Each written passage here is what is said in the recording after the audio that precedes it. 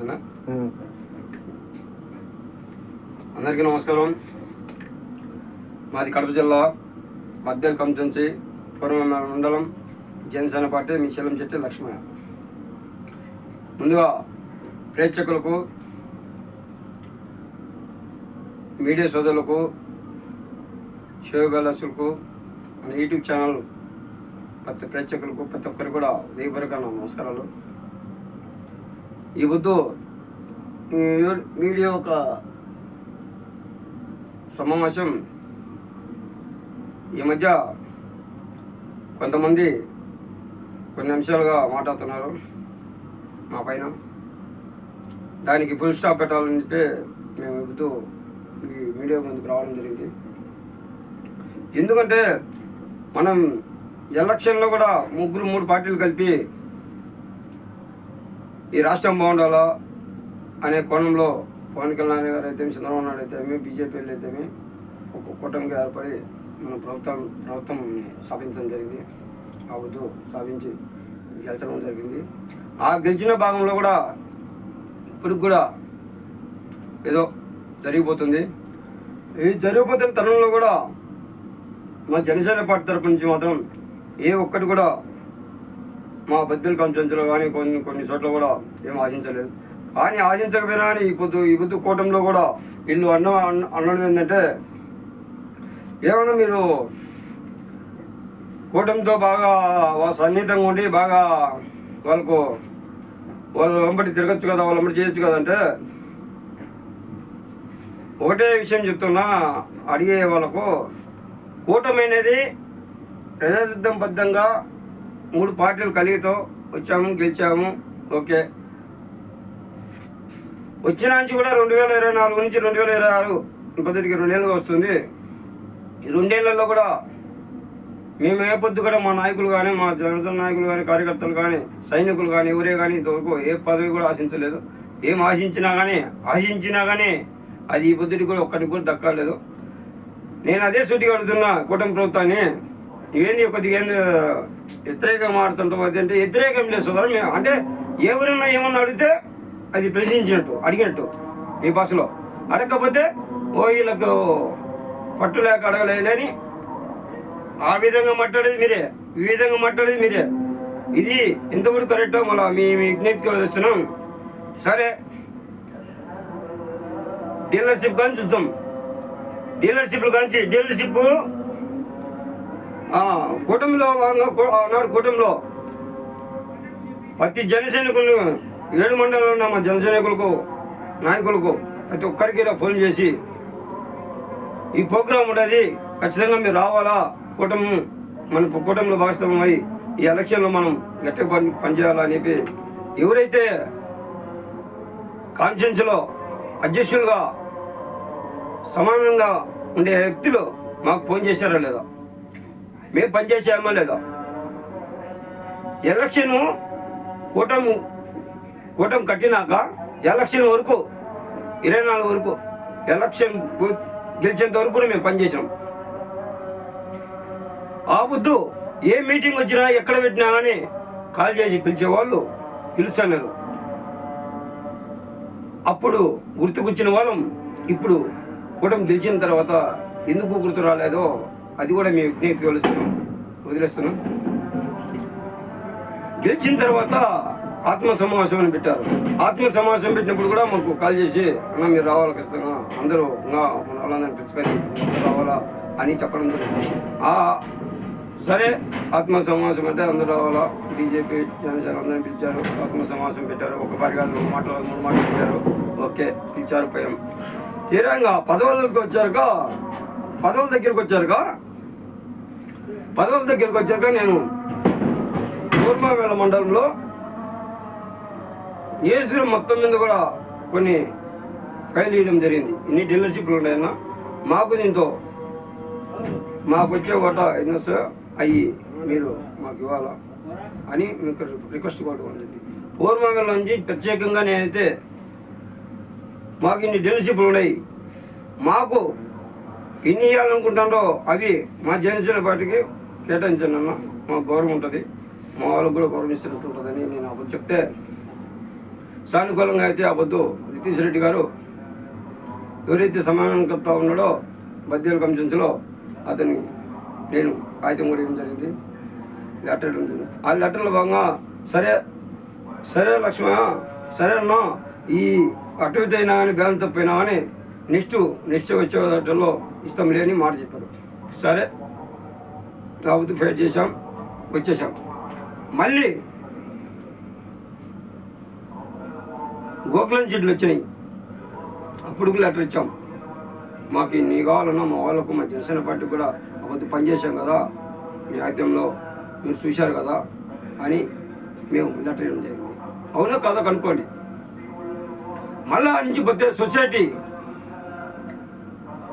Bank లోన్లో కొడుకు వచ్చాక మళ్ళీ బ్యాంక్ లోన్లోకి వచ్చాక కూడా మళ్ళా లెటర్ చేపించి మళ్ళీ ఇవ్వడం జరిగింది.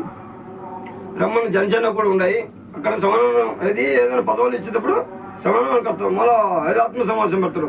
ఆత్మ సమావేశం ఏమంటారు, జనసేన కూడా ఇవ్వాలి అబ్బాయి సరే అని అంటారు. మేము పోతే బీజేపీలు కూడా కొన్ని ఇవ్వాలంటారు. వాళ్ళు పోతే బీజేపీలు పెడితే జనసేన కూడా ఈసారి కొన్ని ఇవ్వాలి, వాళ్ళకి ఏమీ లేదు అటు చెప్తారు. అంతా తిరిగి మళ్ళా వాళ్ళకి 0, జనసేనకు 0, బీజేపీ 0. అవన్నీ దగ్గర మీరే తీసుకుంటారు. అది అట్ట పోయింది. సొసైటీ బ్యాంకు వాటికి వాటికు మళ్ళా జనసేన కూడా ఉన్నాయి అని అలా పేర్లు చెప్తారు. అయినా మీకు కూడా ఉన్నాయంటే అని చెప్తారు. సరే అప్పుడు కూడా మళ్ళీ లెటర్లతో ఇచ్చినాం. ఇది కాదు అవునో కాదు చెప్పండి, ఇచ్చాం. ఆ ఇచ్చినప్పుడు దానికి కూడా 0 అని మళ్ళీ అప్పుడు కూడా బీజేపీ వాళ్ళు మళ్ళీ మేము అడిగితే బీజేపీలు కూడా పోయితారు ఏమీ లేదు, మళ్ళీ బీజేపీలు కూడా అప్పుడు కూడా బీజేపీలు సరే ఓకే వెనక్కి రావడం. అట్లా ఇన్ని విధాలుగా గోకులం చెట్లు కానీ ప్రతి విషయంలో స్కూళ్ళల్లో బళ్ళల్లో అన్నీ కూడా లాస్ట్కి ఇది మార్కెట్ ఆడు డైరెక్టర్ ఏదో మా వాళ్ళు పోయి అడుగుతుంటే నువ్వు వచ్చి అడుగుకుంటే నాకు ఇంకేటో సిగ్గు లేకుండా మనం వాళ్ళ కాడ పోయి అడుగుతాం రా బాబు భయ్, మేము అడగలేము, వాళ్ళకు ఉండాలి. అది వాళ్ళ చేత మనం పని చేయించుకుంటే కూటమిలో భాగంగా మనం పనిచేసాను కదా అనే విశ్వాసం అనేది వాళ్ళకు ఉండాలా. మనం పదే వాళ్ళ గడపకాడికి పోయే కొద్దీ వాళ్ళు ఈనాటి విధంగా చూస్తున్నారు. వాళ్ళ గడపకాడికి పోయే బదులు కాముగా ఉంటే మేలు అని చెప్పి ఎన్నో మాటలు మా వాళ్ళకు జనసేనకులు చెప్పడం జరిగింది. అప్పుడు కూడా చెప్పాం, ఎన్నో విధాలుగా చెప్పి చూసినాం. కానీ వాళ్ళు ఏమంటారంటే నువ్వు అడగవే, నువ్వు మళ్ళా చేసుకుని చెప్పుకుంటావు, నువ్వు ఎందుకు అడుగు, నువ్వు అడిగితే కదా అంటే ఎన్ని మాట్లాడుతావు. వాళ్ళ కాడివి తలదించుకొని ఇచ్చే కన్నా మనం సైలెంట్గా ఉంటే మనం సత్తా అయింది ఎప్పుడు చూపించేటప్పుడు చూపించాలి. అంతవరకు వెయిటింగ్ చేయాలి. మనం తీసుకొని ఏమి 2 రోజులు ఉంటే ఇంకా 3 ఏళ్ళు ఉంటుంది, వాటిల్లో అనుభవిస్తే మనం కిరీటం కాదు కదా. తీసుకొని ప్రతి విషయంలో కూడా కూటమి ప్రభుత్వం బద్వేలు కమిషన్స్లో ఇదే విధంగా చేస్తుంది. ఈ మధ్యలో కొంతమంది సోదరులు అడిగారు, అన్నాను మీరు రేపు కూటమిలో భాగంగా రితీష్ రెడ్డికి సానుకూలంగా ఉంటావా లేకపోతే సోమనారెడ్డికి సానుకూలంగా ఉంటావా అని నాకు నవ్వొచ్చింది. దేనికి నవ్వొచ్చింది ఏంటంటే ఇదేందిరా అంటే ఇక్కడ జనసేన పార్టీ అనేది ఉందనే లేదనే వీళ్ళ ఉద్దేశము. వాళ్ళ టీడీపీలో ఇన్ని వర్గాలు కాదు, 1 కాదు 2 కాదు 10 వర్గాలు ఉన్నాయి. మనకేం సంబంధము? అది వాళ్ళ పార్టీ సిద్ధాంతాలు, వాళ్ళ పార్టీ నాయకులు వాళ్ళు చూసుకుంటారు. మనకు కావాల్సింది మన జనసేన పార్టీ, మన సిద్ధాంతాలు. మనం రేపు అధికారంలో వస్తే ఏం చేస్తాం అనే కోణంలో మనం మనదానికి తీసుకున్నాం. దాని మీద ప్రజలకి ఏమన్నా మనం ప్రజల పక్షాన్ని నిలబడాలి. కానీ వాళ్ళు 100 మంది గ్రూపులు కడతారా? వాళ్ళ గ్రూపులతో మనకేం పడింది? వాళ్ళు సోమనారెడ్డి సపోర్ట్ చేస్తారా, రితీష్ రెడ్డి సపోర్ట్ చేస్తారని వాళ్ళ హైకమాండ్ చూసుకుంటుంది. అది మనకు సంబంధం కాదు. అది మనం పోయి మన జెండాలు పట్టుకొని వాళ్ళ కాడ కొంతమంది, ఇతని కాడ కొంతమంది, వాళ్ళ కాడ కొంతమంది ఉంటే మీరు జనసేన పార్టీ సంబంధించిన వాళ్ళు ఎట్టేస్తారు. అసలు మీరు జనసేన పార్టీ సంబంధం అని మీరు ఎట్ట అనుకుంటున్నారు? ఇక్కడ ఒక పార్టీ అనేది ఉంది కదా, ఆ పార్టీకి పనిచేయాలి కదా మీరు. మనం ఎంత చెప్పినా మన జనసేన పార్టీ ఇప్పుడు అధికారంలో వచ్చినాక నీకు పదవి వచ్చేదో నాకు పదవి వచ్చి వాళ్ళు కొట్టాకుండేది. వాళ్ళు మనకేం నువ్వు వాళ్ళ అధికారం చూసుకుంటుంది, వాళ్ళ పార్టీ కార్యకర్తలు, వాళ్ళ పార్టీ నాయకులు చూసుకుంటే వాళ్ళ పదవులు ఎవరికి ఇవ్వాలన్నా, రితిష్ రెడ్డికి ఇవ్వాలన్నా, సోనియా రెడ్డికి ఇవ్వాలన్నా, లేకపోతే ఇంకొకరికి ఇవ్వాలనేది వాళ్ళ పార్టీ హైకమాండ్ చూసుకుంటుంది. అది వాళ్ళ ఒపీనియన్. అది మనకు సంబంధించింది కాదు. ఇది మన జనసేన పార్టీ. మనం గ్రౌండ్ లెవెల్లో ఏం చేయాలా, గ్రౌండ్ లెవెల్లో మనం ఇచ్చిన ఇప్పుడు ఉన్నాయి. మనం గతంలో ఎలక్షన్లో పోయినాం. ఎలక్షన్ పోతే ప్రతి ఇంటింటికి కూడా ప్రతి ఆడబిడ్డలకు, ఆడపడుచులకు, ఇంట్లో వాళ్ళకు అందరూ చెప్పాం, ఫలాంది ప్రభుత్వంలోకి చేస్తుందమ్మా, మమ్మల్ని అడగండి. నేను ఇప్పుడు 2 సంవత్సరాలుగా వస్తుంది పింఛన్లు, వృద్ధా పింఛన్లు గత ప్రభుత్వం వైఎస్ఆర్సీపీ ఉండేదండి. గత వైఎస్ఆర్సీపీ ఉండేది. వాలంటీర్లు ఉన్నారు. ఆ వాలంటీర్ వ్యవస్థ అనేది ఎవరైనా చనిపోతే వాళ్ళ వెంటబడి ఆ డేటా తీసుకొని వాళ్ళ పార్టీ దృష్టికో, లేకుంటే ప్రభుత్వ కాలం దృష్టికో తీసుకుపోయి, ఇదో పలానా వ్యక్తి వాళ్ళు చనిపోయిండు, 10 పిల్లలు ఇంతమంది ఉంటారు, ఇది పరిస్థితి. మాకు వాళ్ళకు పింఛను వెంటబడి వాళ్ళకు శాంక్షన్ చేపిస్తామని ఒక కుటుంబంలో ఉండేది. అది వాళ్ళ పార్టీ వ్యక్తిగతం. కానీ ఇప్పుడు ఈ కుటుంబ ప్రభుత్వంలో 2 సంవత్సరాలు అవుతుందా, దాని గురించి నేను అడుగుతాను. నువ్వు మీరు వ్యతిరేకినంటే అంట పవన్ కళ్యాణ్ అన్న చూడు. పవన్ కళ్యాణ్ అనే వ్యక్తి ఏమన్నాడు, నేను తప్పు చేసినా చొక్కా పట్టుకునే అధికారం మీకు ఇస్తానన్నాడు. అది నచ్చే మేము ఆ పార్టీలో చేరినాం. ఆ పార్టీ జెండా పట్టుకున్నాం. ఆ జెండా పట్టుకుంటాం. మేము చచ్చిపోయేంత వరకు జెండా వదలం. ఆ సిద్ధాంతం నచ్చే మేము జెండా పట్టుకున్నాం. అందువలన ఈ బుద్ధు కూటమిలో వాళ్ళు అడుగుతున్నారు, ఈ బుద్ధు కూటమిలో పింఛన్ పంపిణీ జరుగుతుంది. నెల 1 వచ్చాక పింఛన్ జరుగుతుంది, కరెక్ట్ జరుగుతుంది. ఇబ్బందిలో అక్కడ సచివాలయం ఇబ్బంది ఉన్నారు కదా, వాళ్ళ చేత పంచింది వాళ్ళు పెడతారు. నువ్వు ఒక పింఛన్ పంచేవానికి ఒక్క వ్యక్తి పింఛన్ ఇస్తాడే మీరు 10 మంది 20 మంది చుట్టుకొని మీరు ఇస్తున్నారు. ఓకే, మీరు వాళ్ళు తింటారనో లేకుంటే మీకు అనుమానం ఎట్టుందో మీరు ఇస్తున్నారు. Okay, very good. ప్రజలకు టయానికి మీరు గుంపులు పోయినా ఎంతమంది పోయినా మీరు పింఛన్ టయానికి ఇస్తున్నారు. అది ఓకే. కూటమి ప్రభుత్వానికి అది నేను హ్యాండ్సాప్ చెప్తున్నా. ఇంకొకటి, ఇప్పుడు 2 ఏళ్ళు నాడు చనిపోయిన వృద్ధా పింఛన్లు నాదరి పిల్లలు వేసుకొని చనిపోయిన వాళ్ళకు, ఆ పిల్లలకు చిన్న పిల్లలు పట్టుకొని వాళ్ళు ఉండరు. వాళ్ళ వృద్ధా పింఛన్ వాళ్ళకి ఎందుకు పెట్టి లేకపోతున్నారు? ఆనాడు ఒక్క వాలంటీరు వ్యవస్థనే ఎక్కడెక్కడ చనిపోయిన డేటా అంతా తీసుకువచ్చినప్పుడు మీరు ఒక్కరు కాదు, 3 కాదు, ఒక వార్డు ఒక్క మనిషికి ఇవ్వాలంటే 10 మంది పోతున్నారు కదా. మీకు ఎక్కడ పింఛన్లు ఎవరికి ఇవ్వాలన్నా ఎవరికి ఇవ్వదని ప్రభుత్వం దృష్టి ఎందుకు తీసుకోలేకుంటారు? అది సమానం చెప్పాలి మీరు. ఇప్పుడు వాళ్ళు మమ్మల్ని అడుగుతారు, మీరు ఆ వద్దు వైఎస్ఆర్సీపీని ఇది అన్నారు, ఈసారి మీ కూటమి ఇస్తాం, మేము ప్రతిదీ మీకు న్యాయం చేస్తామంటారు. నువ్వు ఏమన్నా ఒక మాట కూడా మాట్లాడవు. ఏం చేయమంటే ఆ సచివాలయం కడిపోతే వాళ్ళు ఆ పైన నుంచి ఇచ్చడం లేదు. అదే వీళ్ళు చూద్దామంటే గృహంలో ఈ పింఛన్ ఇచ్చేవాళ్ళు డేటా కలెక్ట్ చేయండి. ఆ డేటా ఎవరికి పింఛన్ రాలేదా, ఎవరికి పింఛన్ వస్తుందా, భర్త చనిపోయిన వాళ్ళు ఎంతమందా, భార్య చనిపోయిన వాళ్ళు ఎంతమందా, వాళ్ళు ఎండేళ్ళని చనిపోయి మీకు డేటా తెలియదు. సంవత్సరం తిరగదలిగే రేషన్లో బియ్యం కట్ అయిపోతుంది. రేషన్ బియ్యం కట్ అయితేనే ఆల్రెడీ మంచి లేనట్టే కాదు గుర్తింపు. రేషన్ బియ్యం కట్ అయినా కానీ ఇప్పుడు సంవత్సరం అవుతానే కానీ ఆ రేషన్ బియ్యం కట్ అయిన సంవత్సరం అవుతుంటే కానీ వాళ్ళకి పింఛన్ అందడం లేదంటే పింఛన్ లేకపోయినట్టే. అంటే దానికి ఎవరిది వైఫల్యం అనేది మీ విజ్ఞప్తికి వస్తాం. నన్ను అంటే నేను వ్యతిరేకిని కాదు, తప్పు చేసిన వానికి వ్యతిరేకిని. ఎవడైనా తప్పు చేస్తే వానికి వ్యతిరేకనే, ఖచ్చితంగా నేను వ్యతిరేకనే. జనసేన పార్టీ తరఫున నేనైతే వ్యతిరేకనే. ఏమిచ్చారా చెప్పండి? జనసేన ఎక్కడో ఉండి విదేశాల్లో ఉండే ప్రతి ఒక్కడు కూడా సొంత ఖర్చులు పెట్టుకొని పనిచేసాం. మేమేమి నా కుటుంబంలో లక్షలు పోగొట్టుకున్నాం, లక్షలు పెట్టి పనిచేసాం కాదు అని చెప్పండి. మేము కూటమిలో మేము పనిచేయలేదు కూటమిలో భాగంగా. ఎంత అబద్ధం అని మీరు నిరూపించని. జీవితంలో ఎవరికి కూడా కంటికి కూడా కానరాం. ఇప్పుడు చెప్తాను, ఎవరికి కూడా కంటికి కానరాం.